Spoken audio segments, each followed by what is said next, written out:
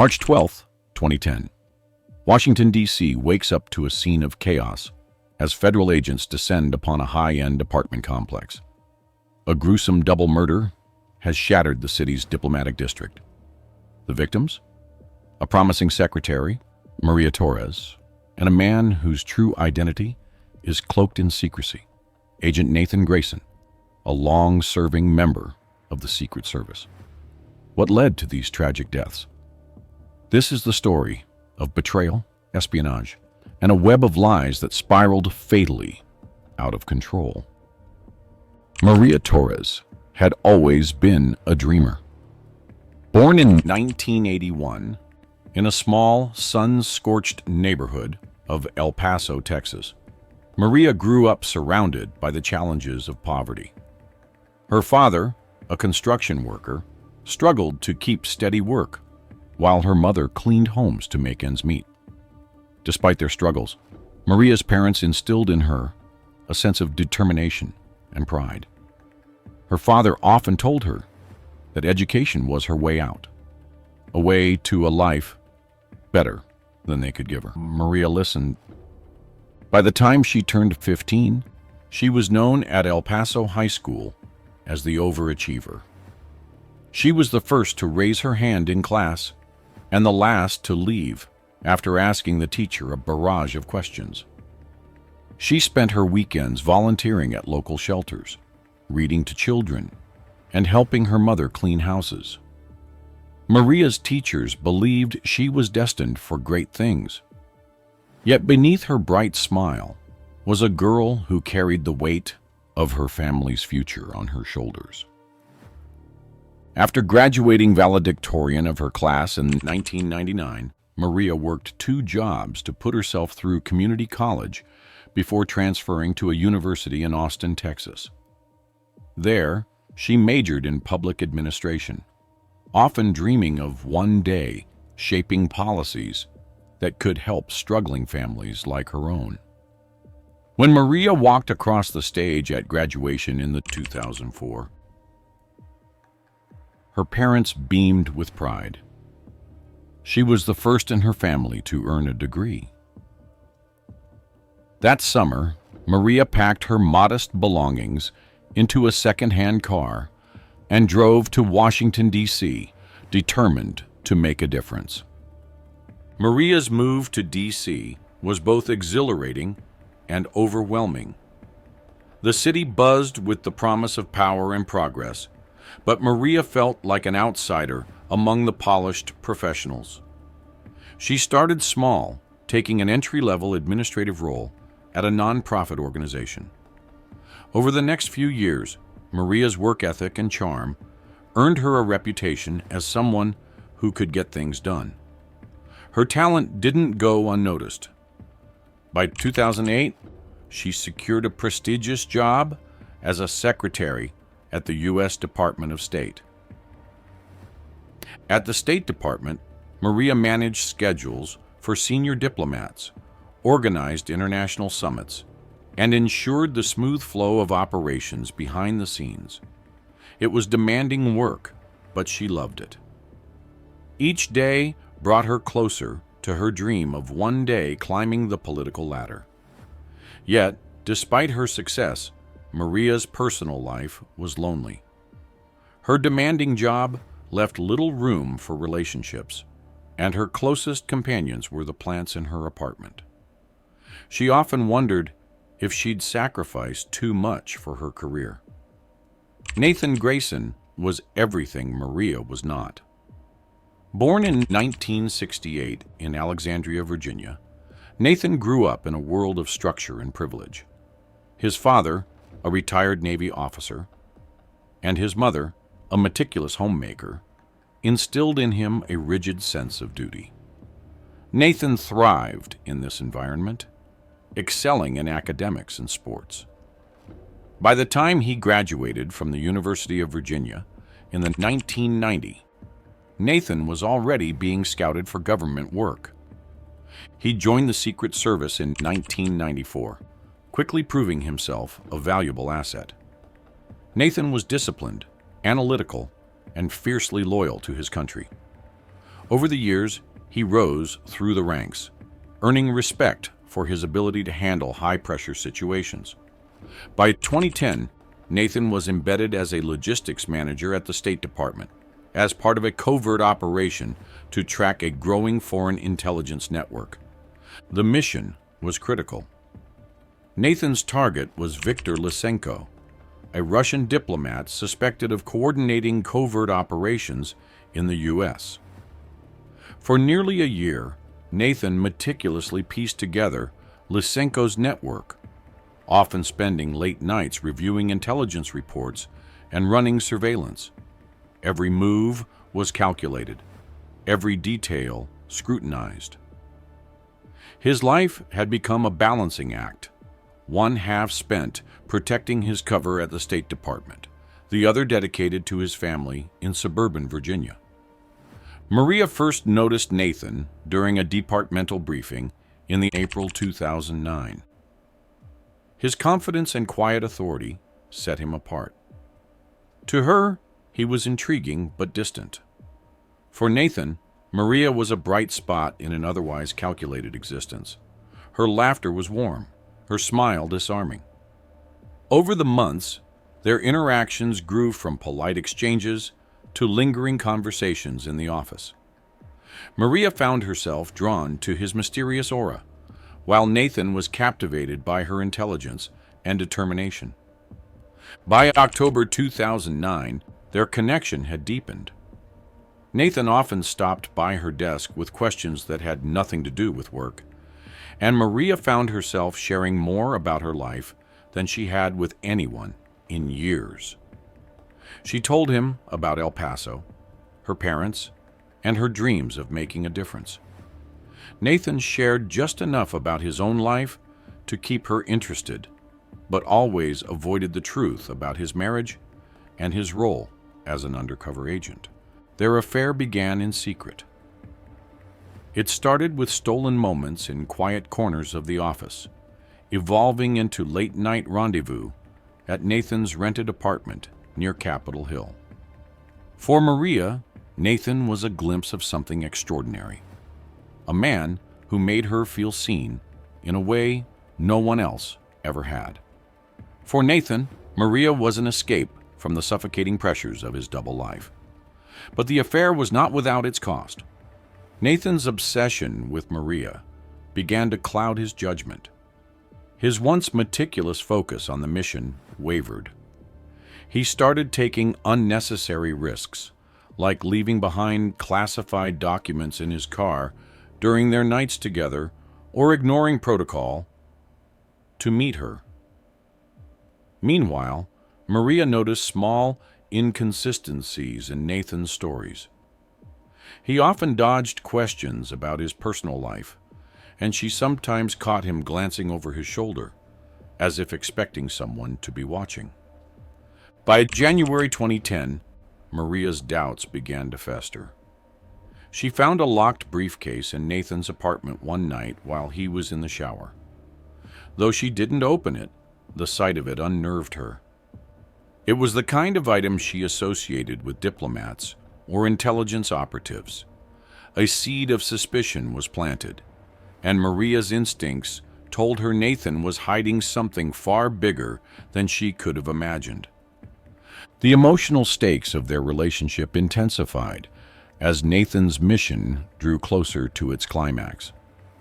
Lysenko was scheduled to attend a diplomatic gala in March 2010, an event where Nathan planned to gather critical evidence to dismantle the network.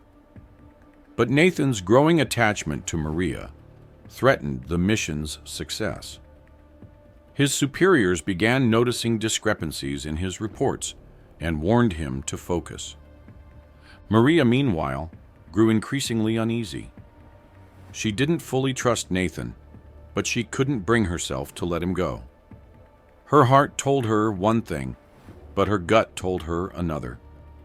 She began quietly digging into Nathan's life, determined to uncover the truth. What she found would shatter both their worlds. The stage was set for a confrontation that neither could escape.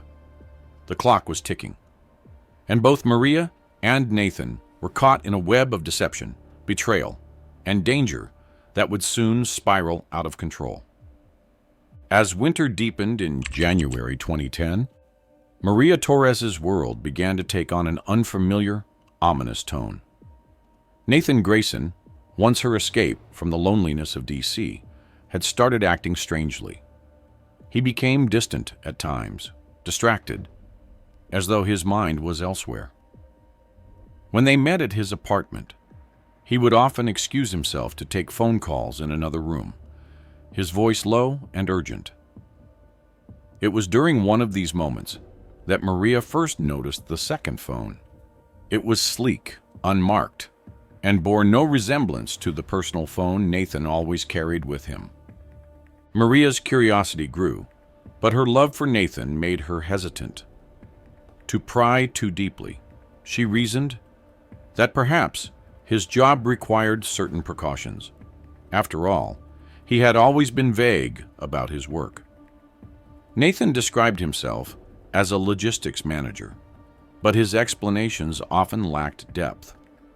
And when Maria asked too many questions, he deflected with compliments or a change of subject.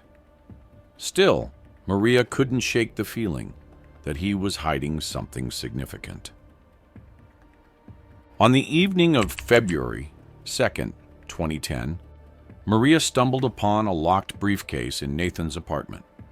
It was tucked away in his closet, partially hidden beneath a pile of neatly folded shirts. She paused, staring at it, her heart pounding. Why would Nathan, a logistics manager, need something so official-looking? She reached for it, but it was heavy, and the lock was secure.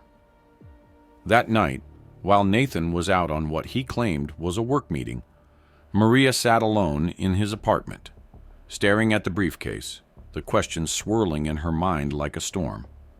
By February 4th, 2010, her suspicions grew too large to ignore. Maria's determination, a quality that had always driven her to excel, now turned toward uncovering the truth. She began observing Nathan more closely, paying attention to his routines and the items he carried. One evening, she noticed him slip a thin, sealed envelope into the pocket of his coat before leaving. When she later found the coat empty, her unease deepened. Maria decided to investigate Nathan's belongings while he was at work. She found nothing incriminating at first, until she came across a drawer filled with personal items. Among them was a collection of photos, one of which caused her breath to hitch. It was a family portrait. Nathan stood beside a beautiful woman and two young children, smiling in front of a white picket fence. The picture was tucked away, as though Nathan didn't want it seen. Maria stared at it, her hands trembling. The realization was like a punch to her chest. Nathan was married. The discovery left Maria feeling betrayed and humiliated. The man she had fallen for, the man she thought she knew, was not only secretive, but also living a double life. Her love for him battled with her anger, creating a storm of emotions she couldn't escape. That night, Maria confronted Nathan. She waited until he came home and placed the photograph on the coffee table, letting it speak for itself. Nathan, cornered, had no choice but to confess. He admitted to being a Secret Service agent, revealing that his work involved sensitive operations and high-stakes missions. He claimed his secrecy was for her safety, citing national security as the reason he had withheld the truth. Nathan begged her to keep his identity and the nature of his work a secret, emphasizing the risks to both their lives if the information were exposed. Maria listened, but her trust in him was irreparably shattered. By February 10th, 2010, Maria's feelings of betrayal festered into anger. The more she thought about Nathan's lies, the more she felt used and discarded. She couldn't shake the image of his smiling family. She felt like a pawn in his game, a mere distraction, while he lived a life that she was never meant to know about. Her love turned to resentment, and resentment soon turned into a need for revenge. Maria began to meticulously plan her next steps. She wasn't impulsive by nature. Every decision was calculated. On the February 12th, 2010, she purchased a digital recorder from an electronics store. Her plan was simple: gather evidence. Over the following days, Maria recorded conversations with Nathan, steering him into revealing details about his work and personal life. She didn't fully understand the depth of his operations, but fragments of his words, mentions of surveillance, names of foreign diplomats, and references to a target, painted a picture of a man deeply embedded in dangerous work. By February 15th, 2010, Maria Pai had compiled enough material to feel confident in her next move. That evening, she sat in her small apartment, drafting an anonymous letter to a major media outlet. In the letter, she outlined Nathan's double life, his work as a Secret Service agent, and his betrayal. She attached snippets of the recordings as proof, encrypting the files before preparing to send them. But Maria's determination came at a cost. She underestimated the reach of the agency Nathan worked for. Unbeknownst to her, Nathan's superiors had already flagged his behavior as suspicious. His frequent absences, inconsistent reports, and increasing distraction had drawn attention. When Nathan received an alert from his intelligence sources that someone had made inquiries about him, his heart sank. He knew Maria was behind it. The Secret Service, now aware of Maria's activities, viewed her as a threat to national security. Her actions jeopardized not only Nathan's career, but an ongoing operation critical to U.S. interests. The agency began monitoring her movements, determined to neutralize the risks she posed. Maria, meanwhile, remained unaware of the danger closing in around her. She was consumed by her need to expose Nathan, believing it was the only way to reclaim her dignity. The days leading up to her final decision were filled with tension, the weight of her choices pressing heavily on her shoulders. She had no idea that every step she took brought her closer to a fatal confrontation, one that would change the course of both their lives forever. March 5th, 2010, 11:45 p.m.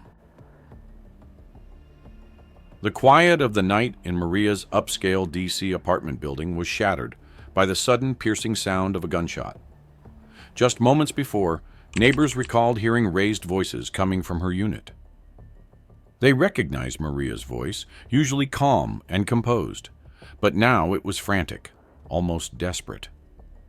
The other voice, male, was colder, steadier, and laced with anger. The argument had gone on for several minutes before the sudden silence was broken by a single gunshot. The building's hallways quickly filled with worried tenants, whispering in hushed tones.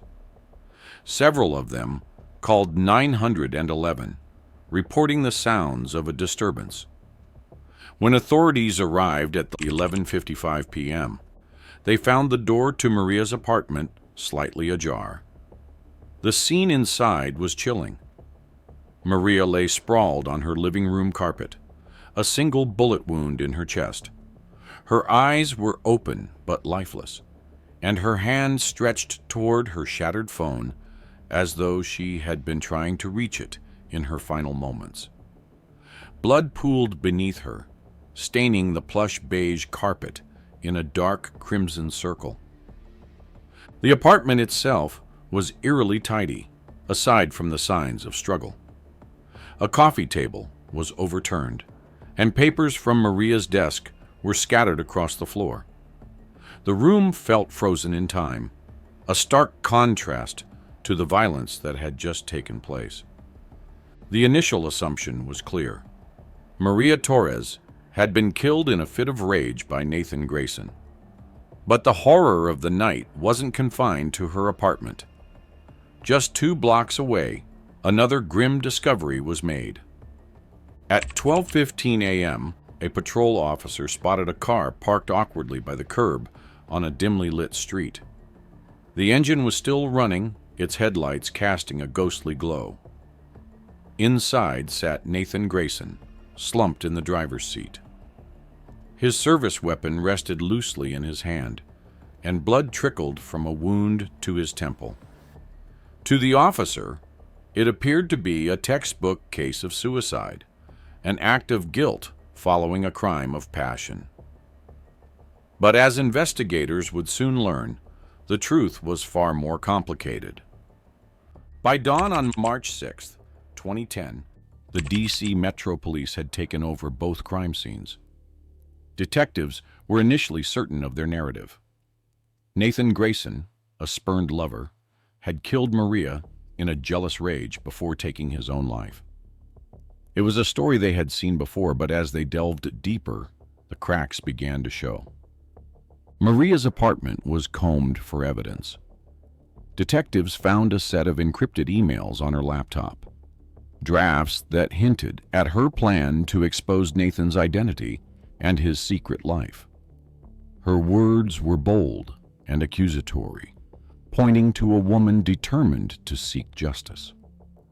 The emails mentioned recordings, though the detectives initially found no sign of them. Then they noticed her phone. It lay shattered on the floor near her body, its screen completely destroyed. Despite its condition, forensic specialists managed to recover fragments of audio. As they pieced the recordings together, a chilling narrative began to emerge. Maria had been in possession of damning evidence about Nathan's work and was determined to go public. The recordings captured Nathan pleading with her, his tone desperate, and warning her of the dangers she was courting. But there was something else. Another voice, faint and distorted, suggesting the presence of a third party. As the investigation progressed, the case took an unexpected turn. At 3 p.m. on March 10, 2010, a high-ranking agent from the Secret Service arrived at the precinct, effectively shutting down the local investigation. The agent cited national security and demanded all evidence, including Maria's emails and recordings. Overnight, the case was classified, leaving the detectives frustrated and sidelined. Rumors of a cover-up began circulating almost immediately. The press caught wind of the abrupt shift in jurisdiction, and questions started to surface. Who was Nathan Grayson? And why would the Secret Service intervene in what appeared to be a domestic dispute? On March 15, 2010, the narrative unraveled further. Ballistics reports revealed that the bullet casing recovered from Maria's apartment didn't match Nathan's service weapon. The revelation stunned detectives. If Nathan hadn't fired the shot that killed Maria, then who had? Surveillance footage from the area provided the first clue. It showed an unmarked black SUV parked near Maria's building just minutes before the gunshot was heard. The SUV was traced back to the Secret Service's Covert Operations Division. This discovery cast Nathan's death in a new light. Forensic analysis of his car revealed inconsistencies in the suicide theory. The angle of the gunshot wound suggested it was fired by someone else. Nathan Grayson had been executed. The evidence painted a grim picture. Maria Torres and Nathan Grayson were both silenced to protect a larger secret. In the days following the discovery, whistleblowers within the agency began leaking information to an investigative journalist. On March 20th, 2010, a bombshell article exposed the truth. The Secret Service had deemed Maria Torres a threat to national security after learning of her plan to expose Nathan. Her knowledge of an ongoing mission to dismantle a foreign intelligence network had made her a liability. Nathan, who had pleaded for her safety, was seen as compromised and no longer trustworthy. Both were targeted. Maria's murder was sanctioned as an authorized hit, and Nathan's death was staged to look like a suicide. The revelation sent shockwaves through Washington, sparking public outrage and calls for accountability. By April 1st, 2010, the Secret Service defended its actions, claiming Maria's actions jeopardized national security. They painted Nathan as a rogue agent, blaming his emotional entanglements for the chaos that ensued. But the damage was done. The murders of Maria Torres and Nathan Grayson exposed a chilling reality.